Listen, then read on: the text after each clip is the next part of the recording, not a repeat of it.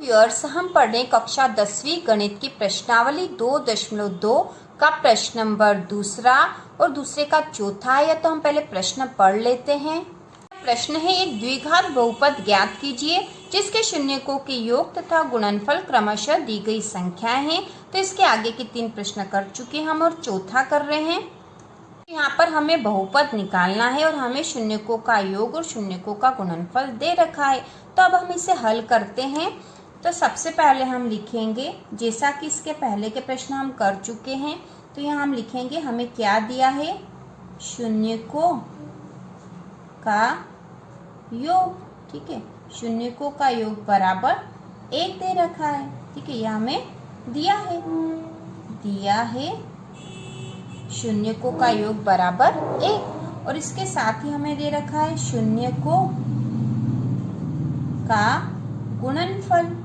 तो शून्यकों का गुणनफल भी हमें दे रखा है, शून्यकों का गुणनफल बराबर 1 और हमें इससे बहुपद बनाना। तो बहुपद किस रूप में होता है, तो हम यहाँ लिख लेंगे, बहुपद होता है ax2 धन bx धन c के रूप में होता है, बहुपद का सूत्र है। और यदि हम इसमें a, b और c निकाल लेंगे तो हम बहुपद बना लेंगे।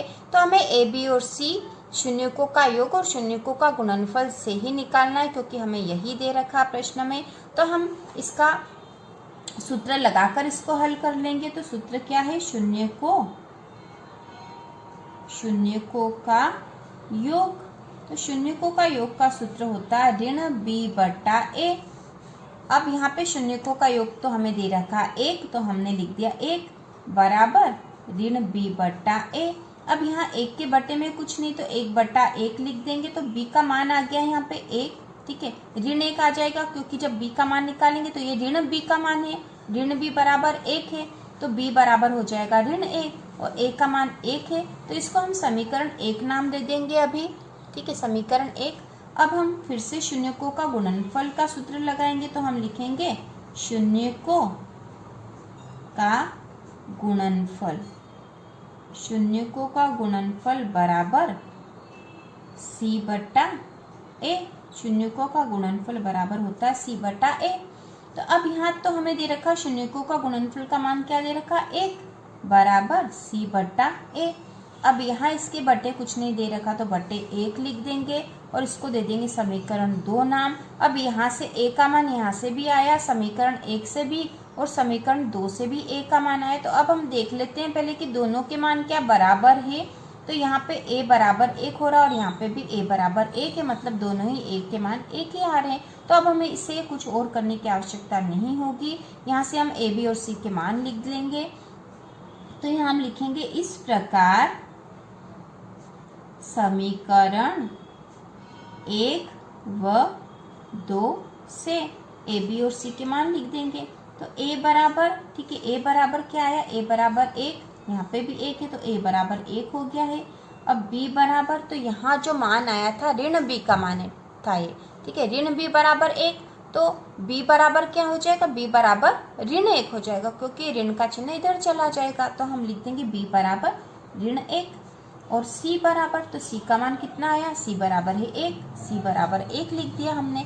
अब हम लिखेंगे बहुपद। ठीक है, बहुपद किस रूप में होता है, हमें तो बहुपद निकालना है। तो बहुपद होता है ax2 धन bx धन c। अब यहाँ पे हम a, b और c के मान रख देंगे। तो a, b व c के मान रखने पर, ठीक है, c के मान रख देंगे। अब हम यहाँ पर a, b और c के मान रख देंगे। तो यहाँ पे इस बहुपद वाले सूत्र में हमें रखना है। तो a के स्थान पर हम 1 लिख देंगे।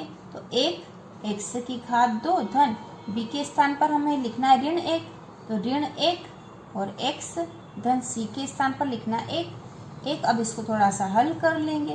तो यहाँ पे 1x, तो 1 से कोई फर्क नहीं पड़ेगा, तो ये एक ही x है, तो यहाँ हम लिख देंगे x2।